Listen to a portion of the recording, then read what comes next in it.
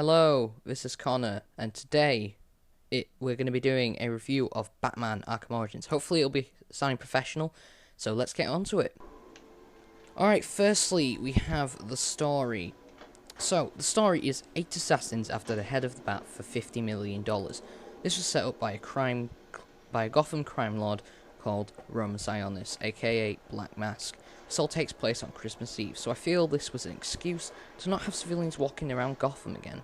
To emphasise this point, the GCPD has set up a very strong curfew until the criminals have gone back into hiding, or until the GCPD sorts the criminals out.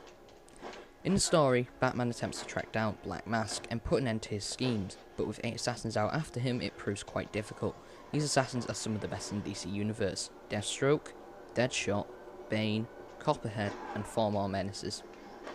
About halfway through the game, there is a plot twist, which ruined the game's story. They could have brought forward a lesser-known villain so he could become an icon as a true Batman villain along with the Penguin, Two-Face, and Mr. Freeze, but they didn't do that with Arkham Origins.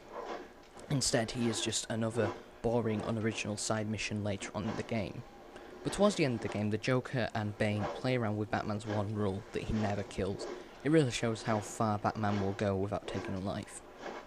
It is a fantastic piece of story created here. This game has some of the best voice acting last year and writing, definitely up there with GTA 5. Troy Baker's Joker is excellent. If I didn't know Mark Hamill retired, I would have thought it was Mark Hamill. But Roger Craig Smith's Batman didn't have the same enthusiasm as Kevin Conroy's Batman, since Kevin has been doing the role. Has been doing the role since the animated series. He knows the character more than Roger, which is a shame, but I think Roger did the best he could. Also, I don't think anyone put this in their review, but I think that this Alfred is up there with Michael Caine's Alfred. It shows how much Alfred cares about Bruce, but also shows he can't just tell Bruce what to do, he has to let him do what he wants. And that to me is the perfect Alfred. Other characters like Bane show their power, but you can't really say anything about their voice, because you only care if he's going to kick your ass or not. Finally, about the story, before I get into talking about the open world, the ending is satisfying, but it's not amazing or shocking like Arkham City's, which is a disappointment. If I am being honest, it's a disappointment if I'm being honest, but the game's story pulls off perfectly what it was meant to show us, the origin of the Batman and the Joker's relationship in the Arkham universe. Open world. I must say, after seeing the trailer at E3, I expected great things from the open world, but in the full game there isn't much to see aside from seeing old Gotham before it was turned into Arkham City.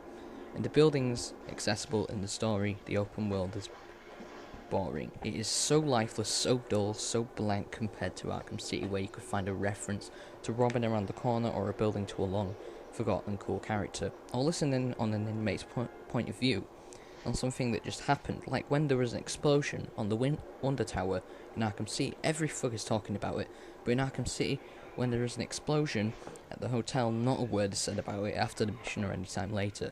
It's like it never happened. On top of all this, the environment is just a city. There aren't any interesting buildings to look at in New Gotham except from Royal Hotel, which is a shame since the thing us fans were all hyped about was a larger detail of Gotham. And in Arkham Origins, Gotham is just another amateur open world created to try and make you play the game longer. Combat and mechanics.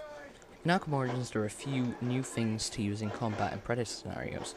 These in combat include Concussion Detonator, which temporarily disorients enemies, LT and B, Glue Grenade, a globular projectile for non-lethal restraint, RT and RT. It's the free blasts from Arkham City, basically. And the Shock Gloves, very powerful gloves that boost your combo to large numbers like times 50 or times 80, and also eliminate having to perform the required takedowns on those sort of enemies. Example, the shield enemy. With the Shock Gloves you can just punch through the shield and take him down. And to activate the Shock Gloves you press LS and RS down. In Predator you can use the Concussion Detonator to make enemies randomly fire into the air, giving time for a frontal takedown. The Glue Grenade will hold an enemy at bay for about 3 minutes, or you can put a mine on the floor and hold 3 enemies on the ground while you take out the rest. Keep in mind enemies can still shoot you while being restrained. The remote claw is a gadget you can use to make a tightrope attach enemies to objects and other enemies so they hit each other, and you can string up enemies from a gargoyle like when you perform an inverted takedown. As a new studio has taken on this project, people were worried whether they would make a new combat system or screw up the original one. But in Arkham Origins there's no need for concern, as the combat has not been changed at all, not including the new gadgets. Neither has the Predator system, which is a relief for fans and players alike. However, detective mode has been changed to amazing levels. No longer will we just follow a blood trail. Thanks to WB Montreal, we can investigate a crime in a CSI style. We can basically rewind time to find out what happened. But how can Batman do that, since it is in the modern world? Well, it is a simulation. As you gather the clues to the crime and the DNA of the victims or suspects, the Bat computer builds a simulation of what happened. You then rewind or fast forward the simulation to find out how it happened. It is a very interesting mechanic for an action game, and it really shows you why Batman is the world's greatest detective. Well, America's greatest detective at least. Sherlock Holmes for the win.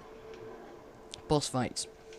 If there's one thing that I loved about Arkham City, it was the Mr. Freeze boss fight. It was so well done. It was intense, fast-paced, slow-paced at times, and he adapted to your tactics. Example, you glide-kicked Freeze and then he would freeze up the gargoyles, so you couldn't use them again. So in Arkham Origins, the team said every boss fight in Arkham Origins is inspiration from the Mr. Freeze boss fight from Arkham City. And that is correct. Every boss fight in Arkham Origins is fantastic. They all have their purposes. Example, Deathstroke. He is a countermaster. You had to be very good at countering to win the fight, as I heard from Los Nasro. He got so angry and frustrated at this boss fight because he wasn't very good at countering at that time. Then I told him you can use your back claw to smack him into the ground. About 10 minutes later he had won the fight. So as you can hear, the boss fights are hard for average players, which is a shame since the rest of the game is so damn easy. However, the only boss fight that didn't do justice to the character is the Black Mask boss fight and the Bird boss fight.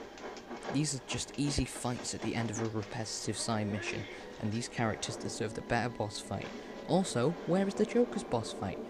God damn it, he is the main villain, so where is his boss fight?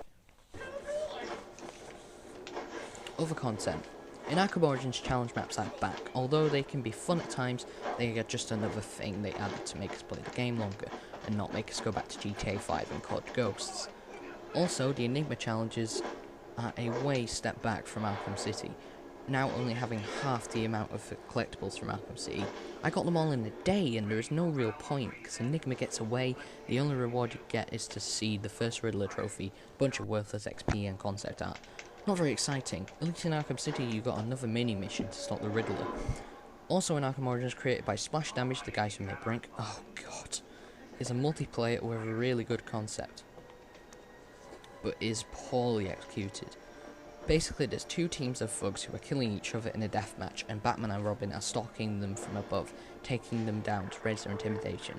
The scare of the thugs, the only problem is the lack of players, how you need everyone in the lobby to start the countdown, and the bugs and glitches regularly occurring. See, this is why you never hire Splash Damage to do such a crappy job, especially since this was the only game mode at launch and only has 4 maps to play on. However, each map has a reason to be there, like breaking prisoners out for an army, getting Joker gas, or retrieving Titan to make a Bane army. So it's time for my final verdict. I think Arkham Origins is a mixed bag. It has a great Batman story, it has fantastic boss fights, it has some awesome new mechanics, but on the bad side it has a boring open world, unsatisfying collectibles, and a poorly executed multiplayer. Now for me, because Batman Arkham Origins is an Arkham game, I had to put it like a high rating. So Batman Arkham Origins from me gets an 8 out of 10. So guys, I hope you have enjoyed this review. This is the first of many, I hope. I really enjoyed doing this because I wrote it all, print it off and have read this. And basically it just seems really professional to me. So yeah guys, I hope to see you in the next video. My name has been Connor, and that will be the Let's Play, the next Let's Play. Also, Assassin's Creed 4 is winning the vote, so get voting guys if you don't want Assassin's Creed 4. Alright guys, see you in the next video, and goodbye.